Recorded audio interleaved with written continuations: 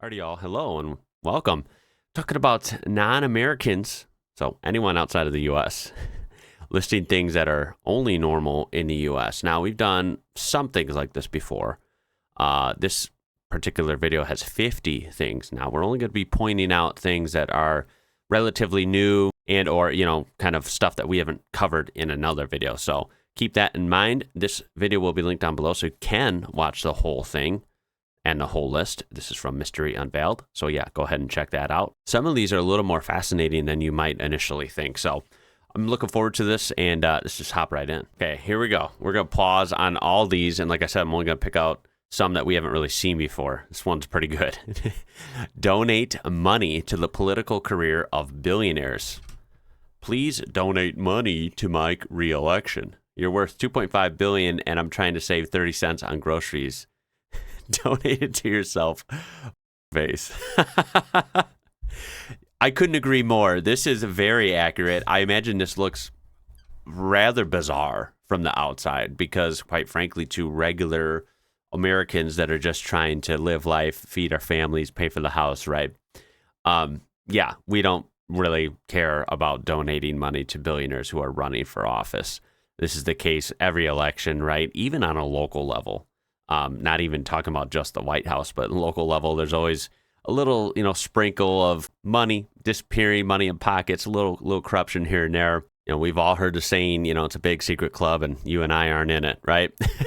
So yeah, it is really odd donating to millionaires and billionaires running for office. I think it's no surprise that, no, I don't donate to any politicians, but people that do, I mean, hey, whatever floats your boat, I don't get it. Starting it off with a good one. Honestly, this one is, like I said, this must look so odd from the outside. Simultaneously being extremely prudish and sexualized, John Cavill.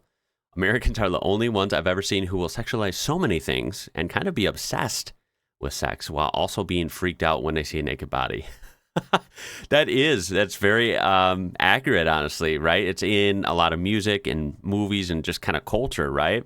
This kind of, especially compared to 50 years ago or something, you could say, right? Very overly sexualized on social media even. But at the same time, any sort of like public venue or, being topless in public or something, like male or female, it doesn't even matter. That's like, you get weird looks. It's odd, right? Like, what is the double standard about? It almost doesn't make sense. Like, just lean one way or the other across the table. What's this tiptoeing around only certain settings? Because at the same time, when it comes to like ads and like radio during the day, like everything's very like almost overly censored. I don't know. It's kind of hard to explain. It's really weird. This continues like at the beach or something. They won't sit in a sauna naked, completely non-sexualized, but they will just openly sexualize everyday things. This explains it a little better. I actually agree with this. The shortest shorts and smallest bikinis I've ever seen was in America. This is painfully accurate. Why are we like this, right? I don't know. I don't have an answer for it. It's very odd. I think most Americans probably don't think about it this way, but it's painfully obvious when you actually take a look. There you go. Again, accurate. Yeah, this is absolutely disgusting as well. Agreed. Going bankrupt, paying medical bills, insanity. Very nervous and unwilling to go to the hospital. Yeah, I feel like this is one of the only countries where you would experience people being like, wait, don't call an ambulance. Hold on, let's figure it out. I can get there myself. I'm bleeding, but I could get there myself, right? Like, people being afraid to call an ambulance and or afraid to just go to the ER in general.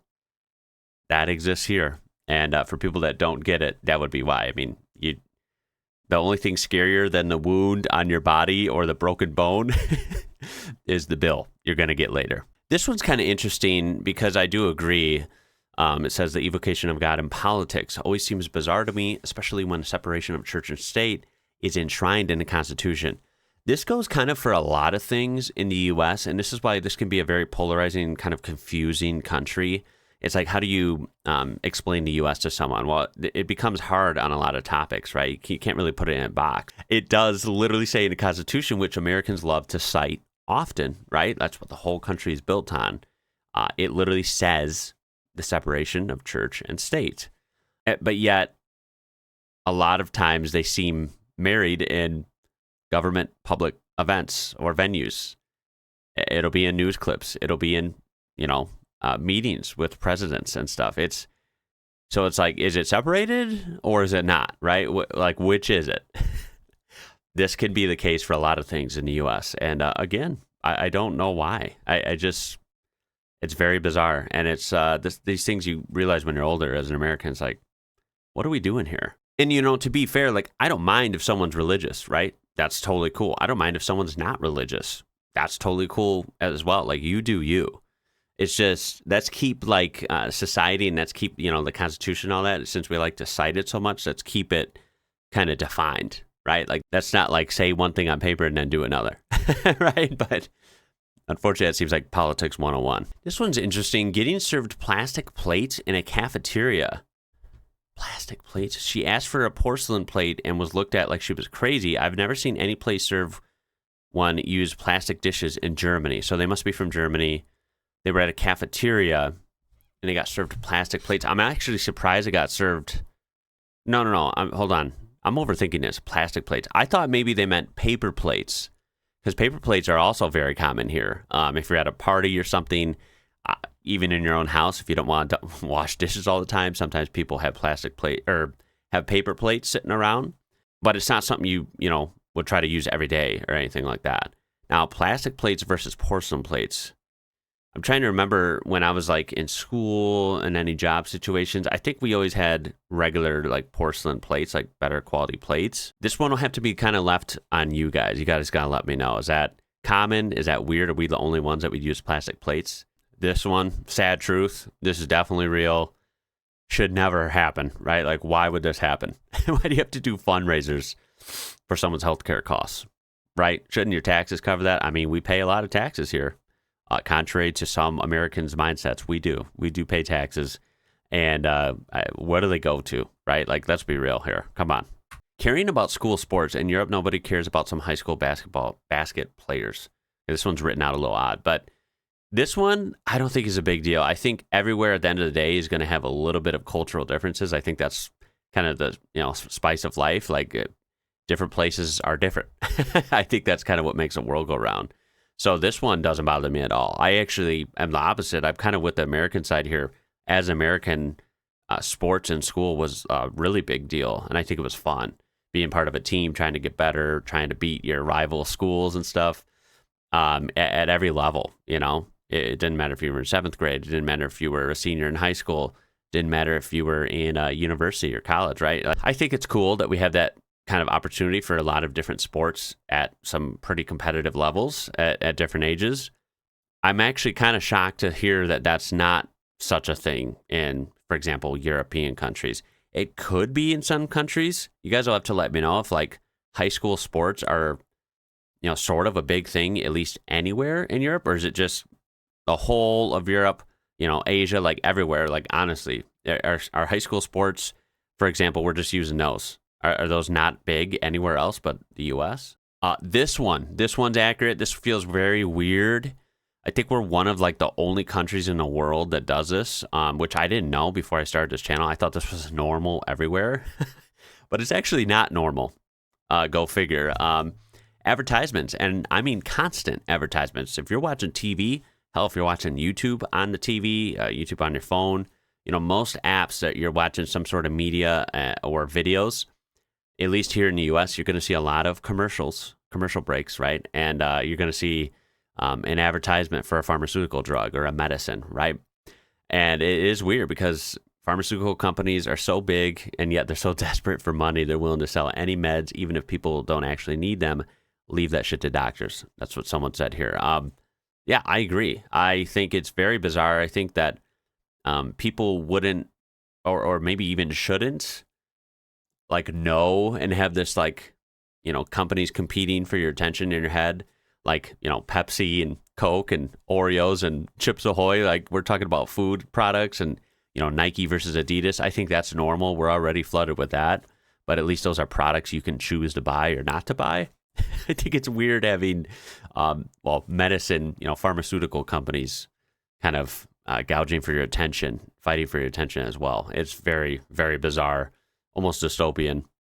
You would think that's off your radar. And if you're sick and you have to go to the doctor, that's when you figure out what you need to take, right, with their advice. Instead, sadly, they seems to be that they fight for your attention, like your any other product, which is very bizarre. And half the time they pay doctors a great amount to suggest their treatment for you, even if it's not the best one. This one I'd like to hear your opinion on if you're watching from outside the U.S., which I feel like most people watching this would be. This is stuff we say to each other here in America when, of course, we know like people in the room are also born and raised here in the U.S. So I feel like this is a little more innocent than it might appear. I don't think it's really a big deal. Now, I don't really think people expect the rest of the world to take it seriously. So yeah, if someone says like, oh, I'm Irish, my husband's German, like, of course, they're not literally Irish, born and raised in Ireland, and they're not literally German, born and raised in Germany, but they have that heritage in there. And, it might be, they might not know anything about that culture, or they might be more ingrained in it, from their parents and grandparents more than people might think, right? So you never truly know. I don't think it's really right to judge them harshly. At the same time, they're just more having fun with it between Americans. I don't think people would expect, like, someone to say I'm Irish and they're born and raised in America and expect like Irish people from Ireland to take them seriously. Like, I don't think anyone's actually expecting that. If they did, that would be stupid, right? Like people have asked on this channel about my heritage, and I think it's kind of fun to explore and talk about. But I don't really expect, people to like treat me as that heritage, right? Like on my dad's side, it's all like Irish, right? And on my mom's side, it's all, Czechoslovakian. I'm not sure exactly which. It seems like from what I can find records, it's more on the Slovakian side. My point is, that's what my heritage is, going back a couple generations, not long. It's not like my family's been here since, 300 years ago or something. We're talking only 100 years. But yeah, I think it's fun. As Americans, we think that's fun, right? Because we know this country's filled with people from so many places. And it's a fun way to discover, who's who. I think it's kind of fun. This one, I agree. I'm not, of course, I wasn't alive 100 years ago. I don't know if this has always been a thing or if this is more polarizing nowadays because, again, of like, I don't know, celebrity culture in the U.S. has just kind of spilled onto politicians. I don't know if, social media has a part in this or not, too. I'm not sure. I feel like maybe it does. Like, maybe it's a little so-called easier to, like, follow people closer, like on a day-to-day basis with all the social media and maybe, connect with them. Not literally, but you know what I mean? Like people just get connected versus like 50 years ago when maybe they knew barely anything about politicians and couldn't really follow them closely. But yeah, I think it's a combination of that and probably other things that people really do treat politicians like rock stars and campaign rallies and stuff. I don't know how I feel about it. I think it's bizarre. I'm not really into politics, so I can't say that this bothers me or I'm all for it because I'm not in it, right? I don't treat politicians like rock stars, so I don't get it if people do. Although I do think it's rather odd. I think you're allowed to like people. You're allowed to like teams. If you want to like politicians, I guess you should be allowed to. At the end of the day, acting like a politician, walks on water is just not a good idea, right? Politicians will always disappoint you, I'm afraid. This one's so interesting to me because this is another thing I didn't know before learning about other countries. So this is about the U.S. You have to file your tax. To do that, you need to use a private service that costs money, or you have to hire, a CPA, a personal accountant, or you have to have like a tax place, like a establishment where you go in and they help you do your taxes. You have to pay for that. Yeah, it's pretty wild. They're saying have the IRS make a free, easy-to-use service available for the general public. Yeah, no, we don't have that. And they're joking, saying, what are we, commies? Like, yeah, some Americans, remember, you mentioned anything that the government provides that's logical and makes sense that your taxes pay for, they get all weird and say that that's communistic and stuff. Yeah, very bizarre. I don't get it. I don't get it either, guys. In Denmark, the tax authority calculates most of it, and you only have to go check that everything is correct. Dude, that is literally so crazy to hear. That is awesome. It's just crazy because it's so not like how they do it here. I think it's really cool. I really do. I think you obviously got to do your diligence and definitely go check it and make sure they're not making a simple mistake. Make sure they're not, screwing you over. But yeah, I think that's just so cool. And again, it makes sense. I drive home the same point. You pay taxes in Denmark. You pay taxes in Germany. You pay taxes in Australia, right? Everyone pays taxes, but you just get a lot out of it. That's the whole idea. Here in the U.S., we pay taxes just like everyone else. We might pay less, but it depends on who you are. If you're self-employed, if you're in certain industries, you do pay a lot of taxes. If you're in certain states, you still pay a lot of taxes. I'm in a high-tax state, so I'm dealing with state taxes. I'm dealing with federal taxes. It adds up. It adds up. And in my exact situation, I pay a lot of taxes, and I just feel like I get no freaking service for it. It's crazy. And if you mess up on your taxes, you're going to get in a lot of trouble. It's pretty mind-blowing. They continue, the person in Denmark spends maybe 2 hours a year on taxes. That sounds incredible, by the way. Also, the U.S., as far as I know, is the only country in the world that expects its citizens abroad to file and pay taxes. Yeah, I don't know if that's true. I imagine we're one of the only ones. If we are truly the only one, then that stings. That really stings. So what that means is I'm an American, right? I can move to France. I can move to Thailand. I can move to Australia. And I still have to pay taxes here. I could have literally not stepped foot here on U.S. soil for the next year, and I would still owe taxes here in the U.S., even though I literally lived, worked somewhere else. Yeah, that is insane. I don't even know how that's allowed, how it's tolerated. I just don't get it. This one, you guys will have to comment, because some of these I find like, are we sure people don't do this in other countries? So eating in our cars, I'm guilty of this. I don't do it a lot, although I do it sometimes. Now, eating when you're parked, that I do sometimes. Like I do, a reasonable amount. Eating when you're driving, that's what I don't do, right? I do it. Yeah, I've done it before in my life, but I try not to do it much because I feel like that's kind of dangerous. It's honestly just a pain in the butt. It's not very smart to do that. But eating in the car when you're parked in the parking lot, I could see both, ways being very American. But I feel like there's bad drivers and just people that are on the go and, whatever, everywhere, right? Like there's got to be people that eat in their cars in European countries. If there's not, then that is truly bizarre then. That, like, it must be very polarizing for other people to come to the U.S. and kind of witness that, right? Although I've seen some of the streets, right? If you're in like some of these streets in Italy or England, like these tight, narrow, curvy streets, and you're in a manual transmission wagon or a hatchback, I don't know how you're going to eat. Actually, that would be impossible, literally. So, you know what? Maybe this is true. Maybe we're the only ones that do it. This is something I found interesting. I've seen people say this before. Now, I can't, of course, personally comment this because I haven't traveled 10 years ago around the world, but apparently, paying at the table at restaurants and stuff has always been normal in other countries, as well as like tap to pay.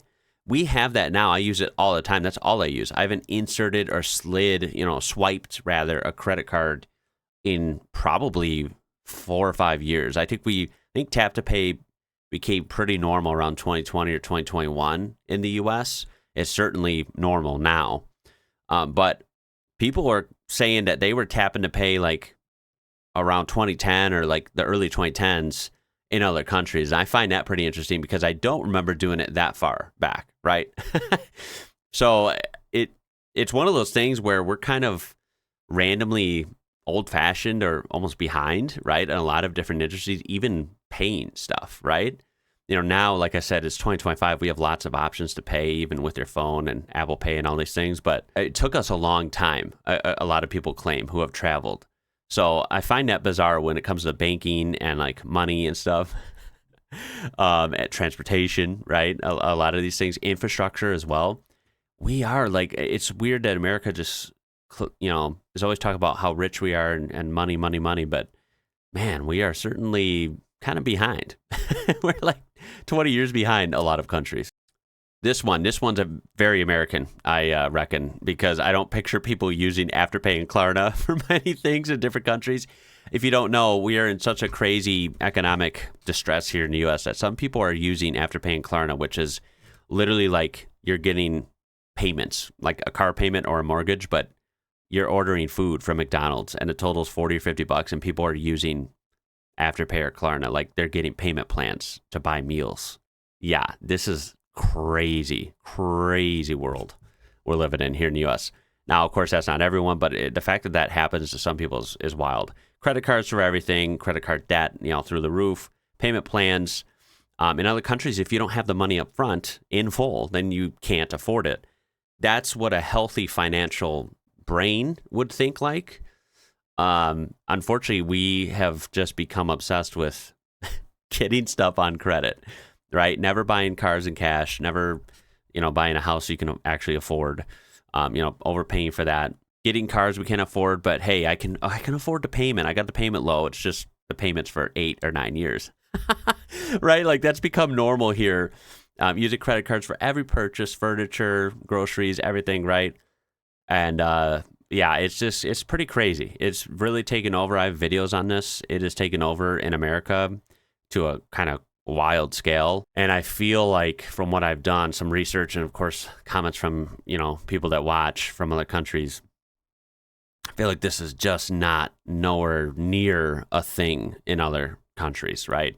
I think it's much more healthier to try and stick to within your means, right? Buy stuff you can actually afford, try and save money when you can, and not put everything on credit and payment plans and then get swallowed up in debt if you can't actually keep up with these things, right? Because they add up quickly. But what can I say? I mean, Americans learn from their own government that is, trillions in debt as well. I hope you enjoyed that. That was interesting. I picked out ones that were a little different that we haven't really touched on before in detail. There were some obvious ones in there, of course, and some classic ones. I, encourage you to watch the whole video if you would like.